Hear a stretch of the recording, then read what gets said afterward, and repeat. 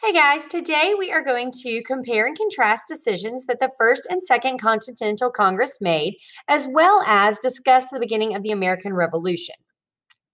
Our first section is about the Continental Congress. The First Continental Congress met after the Intolerable Acts were passed in order to create a plan of action against the British. The Congress signed a petition that stated that the colonies had the same rights as British citizens, and those rights included life, liberty, and the right to assemble, as well as the right to a trial by a jury.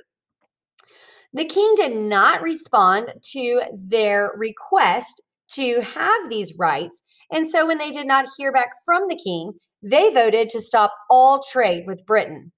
Colonies were asked to form their own militias or volunteer armies in order to prepare for war. Patrick Henry is one of the leading patriots that gave a famous speech called "Give Me Liberty or Give Me Death." He felt very strongly that it was time for the colonists to have their own government. We're going to listen to Patrick Henry's famous speech now.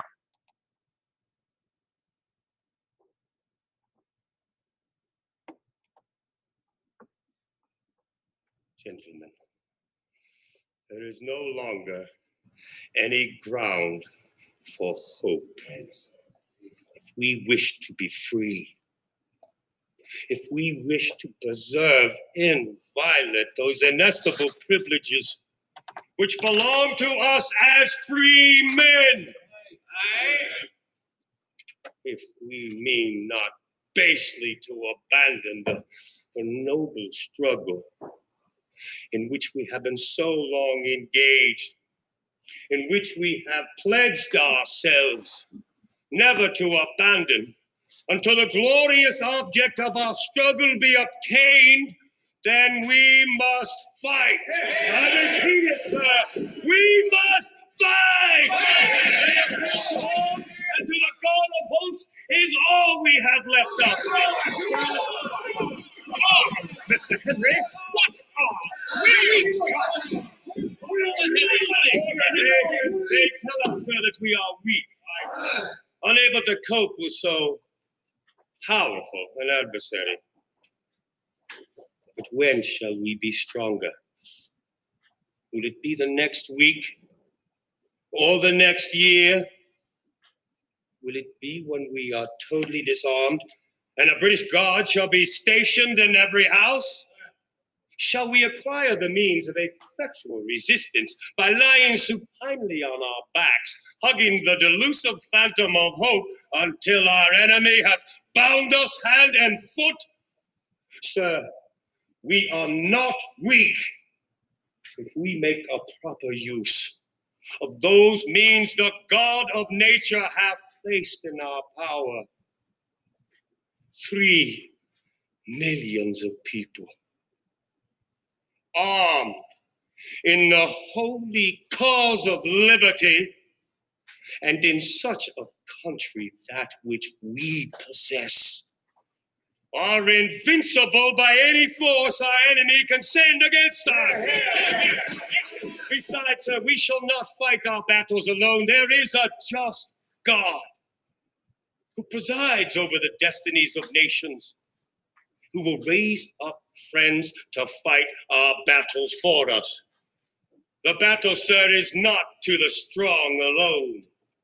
It is to the vigilant, the active, the brave.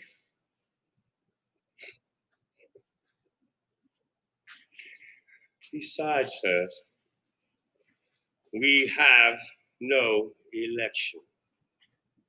Should we be base enough to desire it, it is now already too late to retire from the contest.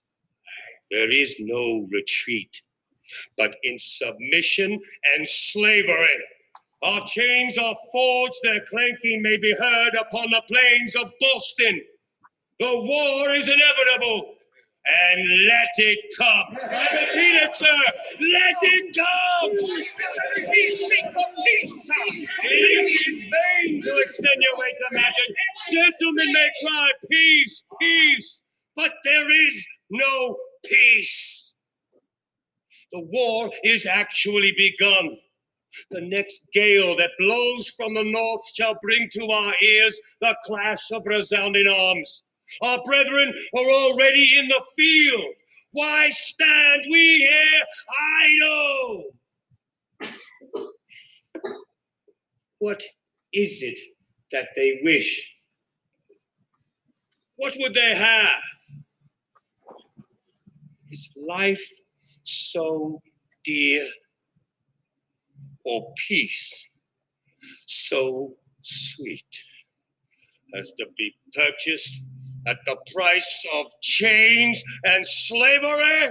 Forbid it, Almighty God!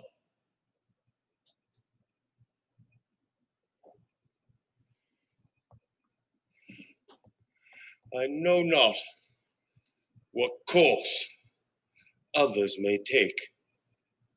But as for me, give me liberty or give me death.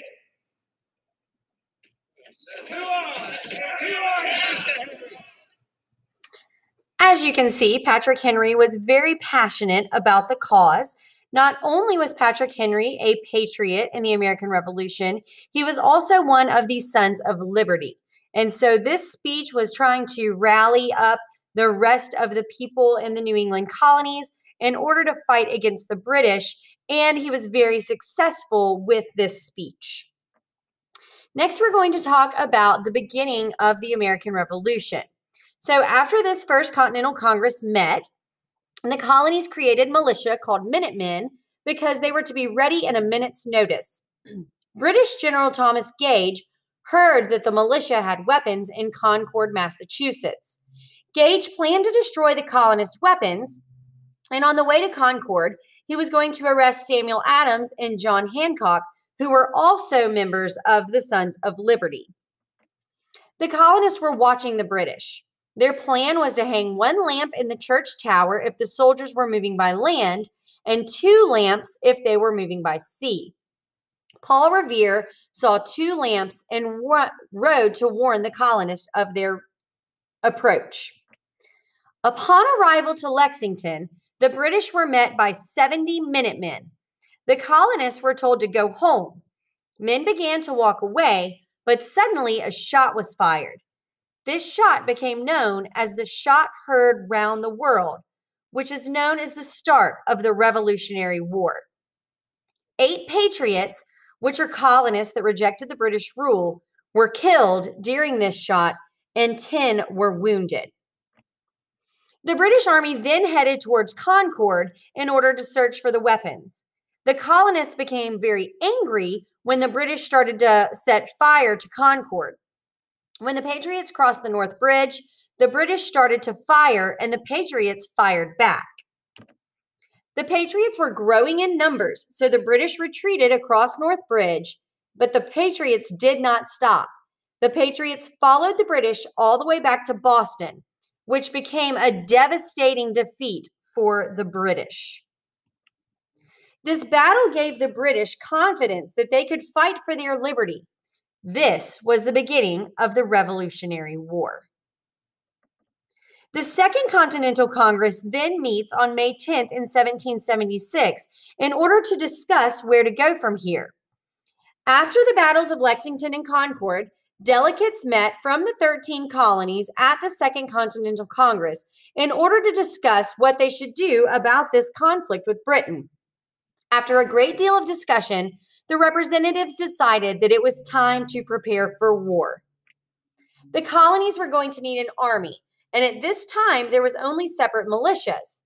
The Minutemen were ready at a minute's notice, but there would need to be an army of full-time soldiers that would train for the war. They named this army the Continental Army.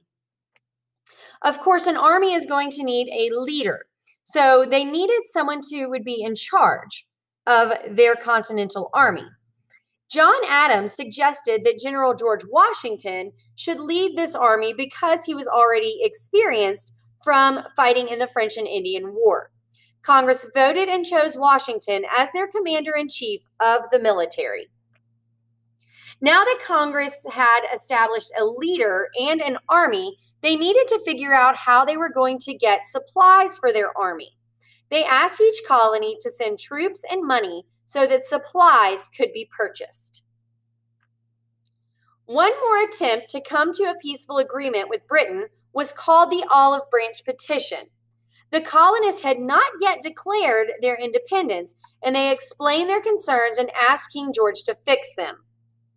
When King George did not accept their petition, the colonists began to rebel. The king felt that the only way he could stop this behavior was with military force.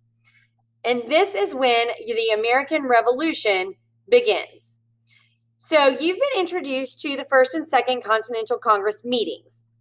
Do a little bit of research, compare and contrast what was discussed and accomplished at each of these meetings.